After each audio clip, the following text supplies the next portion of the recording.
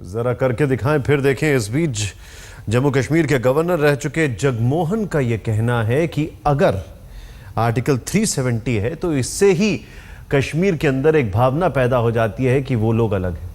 ये उनका कहना है, जगमोहन का। इस बीच पीडीपी ने भी जितेंद्र सिंह के बयान की आलोचना की है। महबूबा मुफ्ती ने साफ कहा है कि अगर अनुच्छेद 370 को छुआ गया तो कश्मीर के लोगों से फिर से राय लेनी होगी और अनुच्छेद 370 के बारे में सिर्फ एक ही बात हो सकती है कि इसे कैसे मजबूत किया जाए।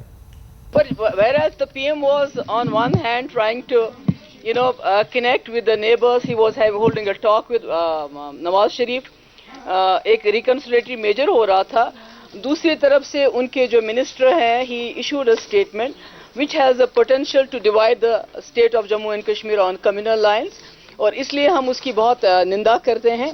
और मुझे लगता है बीजेपी वालों को भी मालूम है कि even in past a lot of effort was done by many leaders, I don't want to name them, और बहुत सारे jurists को बुलाया गया, बहुत सारे जो experts हैं, their opinion was sought and they told them flatly that nothing, you cannot touch Article 370 because this is the basis of the relationship of Jammu and Kashmir with the rest of the country. So if you try to fiddle with it, that means you will have to renegotiate a new relationship with the people of J&K. फिर आपको दोबारा लोगों के पास जाना पड़ेगा, उनको पूछना पड़ेगा कि क्या आपका क्या फैसला है। सो आई थिंक मैं उम्मीद करती हूं कि जो अभी ये जो हो गया है, इसमें अगर बात करनी है आर्टिकल 370 पे, तो BJP should try to discuss how to strengthen it.